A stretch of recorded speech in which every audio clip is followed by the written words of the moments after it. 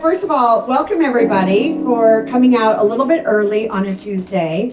And I want to say that, admittedly, I think I did something really, really bad, which was I've been telling my team that they don't need to go on Caravan because all the pictures you need to judge a house are online.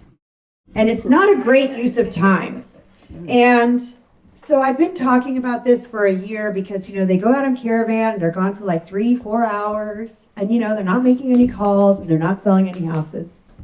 And the end result of that is that I think since COVID, the number of people that have been coming through houses on Caravan has just been going down and down and down.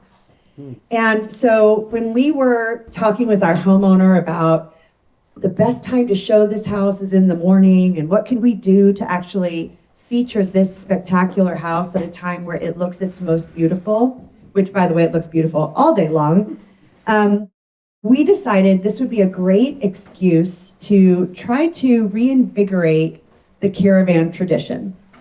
For those of you who haven't been in the business for, let's say, like more than 20 years, you may not even know that the only reason like Caravan is a thing is that we used to not have the MLS, and we'd get a book delivered to our office once a week, like an actual book, and then you would take that book, one person would get the book, and everybody would follow along in their car like a caravan, and you'd go from house to house to house to house to see what was for sale. And that's the only way we knew that it was for sale. And then your job as a realtor was to get on the phone and call your clients and say, I saw the most beautiful house.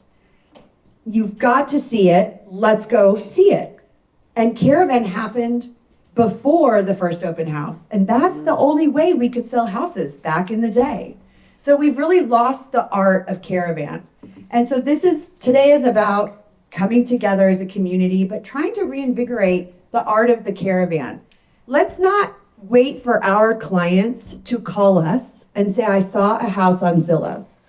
Rather, let's make sure that we're going out on Tuesdays and we are previewing houses. And as we walk through houses, think about who do we know that would like to buy this house, even if they're not actually on your current list of buyers.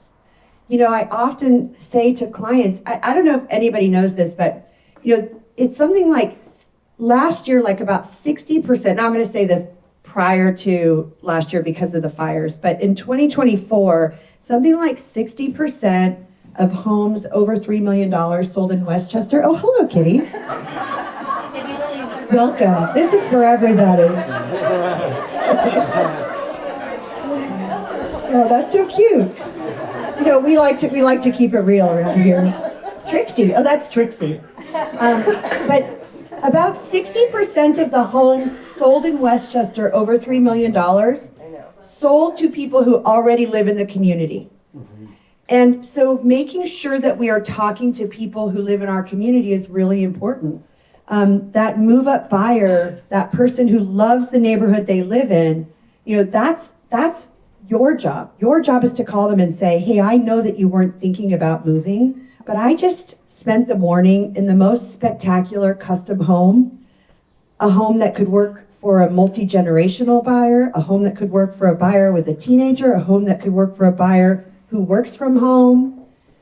That's our job as real estate professionals. I think we've gotten into the habit of waiting for people to call us and say, I saw this house online and I'd like to buy it. So today, let's let this early New Year's event inspire us to go on Caravan more vigorously and to reach out to our clients more effectively, to inspire them to buy a home that helps them live their most inspired life.